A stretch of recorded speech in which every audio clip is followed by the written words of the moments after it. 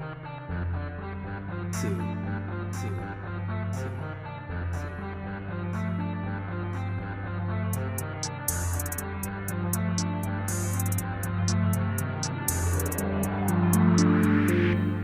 I'm Arul Banerjee, and this is Freeborn 5, a place where the guys of Freeborn Hall talk about basically everything and anything. Today, we'll be discussing ambiguous loss and how it pertains to the children of migrant workers. Picture this: you are a 5-year-old living in India. Your family is struggling to make ends meet, and making it through days is a struggle. However, your family has a goal: to educate you. Your father hears about a company in Dubai looking for workers to work on the oil rigs there, with promises of salaries more than 10 times as high as what he's currently earning. So your father goes, becoming one of an estimated 169 million migrant workers who leave their families behind for months, sometimes even years on end, to improve their standard of living. It's not without its consequences, however. The stress of physical separation, cultural uprooting, a feeling of being stuck between worlds, and struggles to maintain a psychological presence within their families can have devastating impacts on their mental health. Meanwhile, while your father is gone, you grow up in the meantime. You start school, write your first words, play your first cricket match, make new friends, and get into your first relationship. However, you haven't seen your dad in 12 years, and what little communication you've had with him has been garbled phone calls and occasional text messages. Despite the money he sends, your mom and siblings still have to work to meet the growing demands of growing up. You miss your dad, and resent him for living what you presume to be a nicer life in Dubai, while you're stuck here, watching other families have just as much despite their dad still being with them. Your resentment grows and turns to depression, and your grades slip. The bullying at school was too much to handle. Such is one hypothetical story of the tens of millions of adolescents left behind by migrant parents. While less covered than that of the migrant workers themselves, adolescents suffer too, with the separation being shown to, as one study conducted in 2020 concluded, generate emotional ambivalence induced by an ongoing tension between understanding the necessity of migration and experiencing suffering and anger invoked by prolonged separation. This emotional ambivalence and anger from left behind stems from a new kind of loss, one that is intangible, but just as profoundly painful: an ambiguous loss.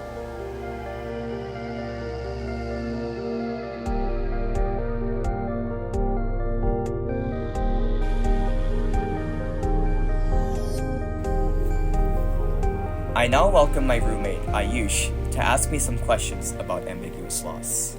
So what exactly is ambiguous loss? Yeah, so ambiguous loss, as defined by Pauline Boss, who introduced this term, is experiences consisting of incomplete or uncertain loss without closure or understanding, induced by a disjunction between the physical and psychological presence of something. So essentially, a person feels the pain of loss without physically losing something.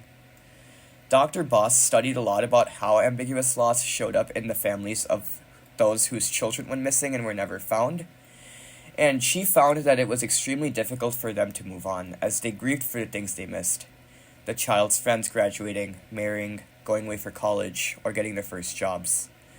For these families, they ambiguously lose these things, since although they didn't experience their child graduating, marrying, going away for college, or getting their first job, they may have envisioned such a future, only for it not to be there. In the case of the children whose parents migrated, their parents are still there. They're just not there. Sometimes they're continents away. Often, their parents left at a young age, so they haven't had many chances to make close connections other than early childhood. And as someone whose dad wasn't around much, I can personally say that having an absent parent caused me to resent him at times. So I can only imagine how much harder with that more permanent separation it is for these kids. And oftentimes, they struggle with the guilt of feeling bad, since they know that their parents have gone somewhere else to make their lives better, which can just intensify that pain, the pain of ambiguously losing their parents. Ambiguous loss is so painful because it's a complicated sadness. It's the situation that's crazy, not the people going through the loss. And the difficulty of the situations can make ambiguous loss just as crippling, if not more than physically losing someone or something. Because unlike with the regular loss, like a loved one dying, where people, grieve, society doesn't give people a chance to grieve as much with ambiguous loss. They try to push people towards closure, and that can be more damaging. Like with the children, again, they're told that their lives are better, but often they don't feel so. Their sadness is effectively shut down by expectations that the money received is enough. But other than the pain of a parent being absent, does having a migrant parent affect children in other ways?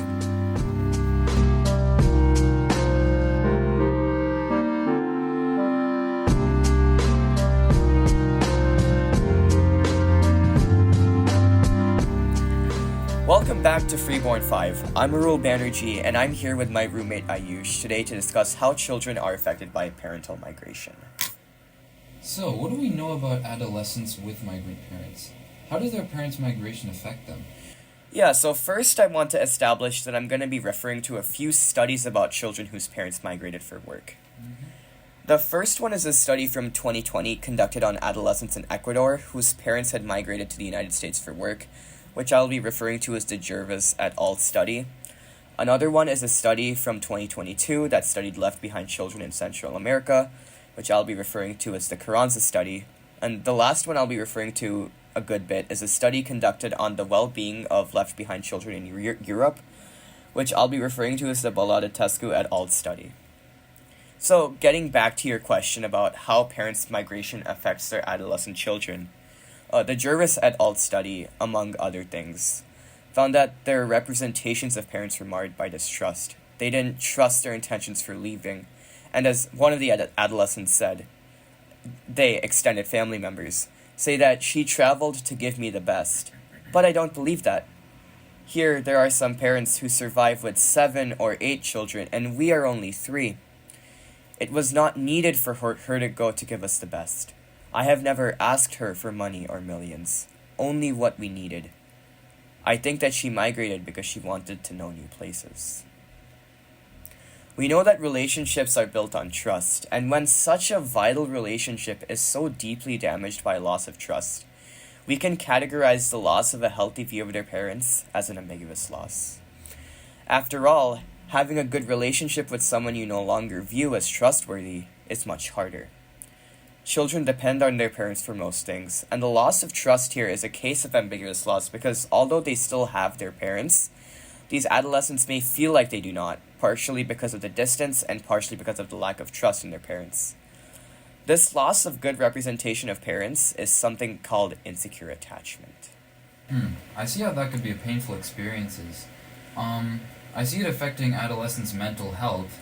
But are there any other consequences of insecure attachment besides the mental health aspect?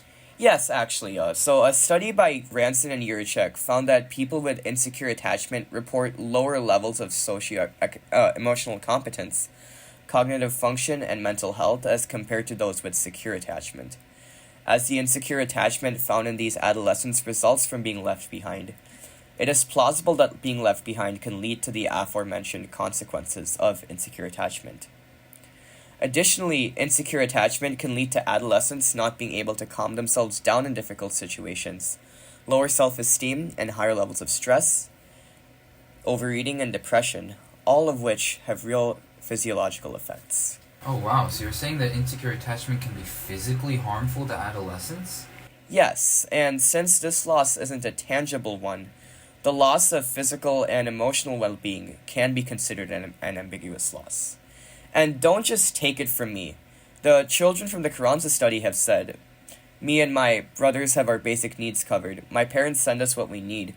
But the money and things they do not compensate for the loneliness and the lack of affection that we endure every day. The money they get doesn't make up for the lack of emotional support. And the kids suffer from that lack of support." And the data is starting to back it up. The Balada-Tescu et al. Study, the study of children left behind by migrant parents in 6 European countries, found that having migrant parents leads to lower subjective well-being, SWB levels in children. Not only was overall SWB lower in children who had at least one migrant worker parent, but family life satisfaction, school life satisfaction, and material deprivation were also found to be lower. The left behind adolescents were also found to have higher dropout rates or didn't do as well in school. Okay. And you think this is because the children are more vulnerable due to the lack of certainty about their parents? Yeah, it's not just me actually. The Carranza, Blum et al. And Baladetescu et al. Studies all say the same thing. That being unsure about their parents in the way that they are causes lower well-being. So then in the end, does migrating for work end up helping or hurting the children?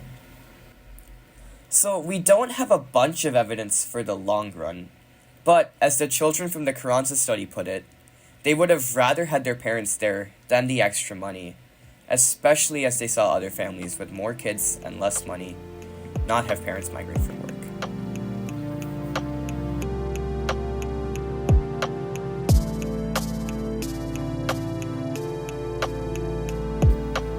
Hi, welcome back to Freeborn 5. Today, Ayush and I are discussing ambiguous losses in the left behind children of migrant workers.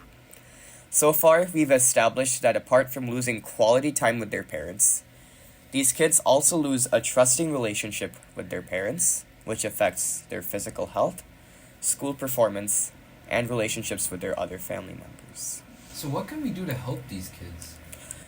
As my mom says, the first thing to do when you're facing a problem is to try and learn more about it before you solve it. And I feel that applies here. There's not too much out there about how the left behind children do in the long term, especially since we know that the higher dropout rates and histories of trauma reported by these children can adversely affect their future prospects. So I think something we can do is conduct studies to see how long-term outcomes vary between kids who are left behind and those who aren't. Maybe something along the lines of following up within 10 years and conducting the subjective well-being study again, comparing how it changes down the lane between the kids who were left behind and those who weren't. And once we have that information, I think we can apply what has worked for kids in another situation. Kids placed in their families' homes by Child Protective Services. Wait, how does that relate to this? Yeah, good question. So in both cases, a child is separated from their parents and likely loses some sort of trust in the parent-child relationship. In migrant workers, because they don't trust the motives of their parents migrating. And in foster children, because they may doubt their parents' ability to take care of them. So something that another study found helped was helping the child's caregivers via group therapy. This is for kids who are in CPS. Yeah. And helping the caregivers via group therapy was found to help the children.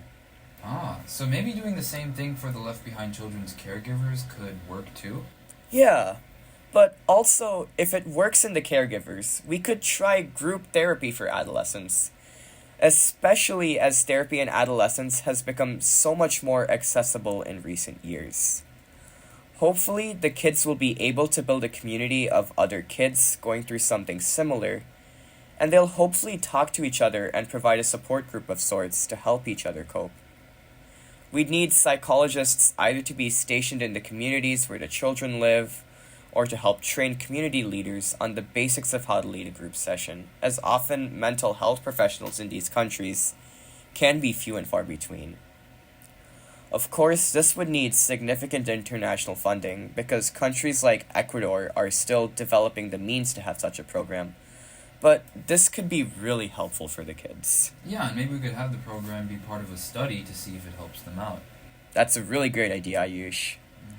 But most importantly, we need to teach the kids that the best way to deal with the situation is by building resilience, whether through building community, spending more time with their families to try and take an edge off the loss, or learn that their situation will never be unambiguous, and to learn to accept the ambiguousness of their situation. Okay, no offense to this guy. You're up. He doesn't sound like he has the experience. You're up. Now, I would trust him to say mayonnaise. Neo, Thank you so much for joining us today. We hope you found this discussion on the impact of migration interesting. To learn more about ambiguous loss, we suggest reading Pauline Boss's book titled Ambiguous Loss, and listening to the podcast episode Navigating Loss Without Closure from the podcast on. Until next time, Freeborn 5 out.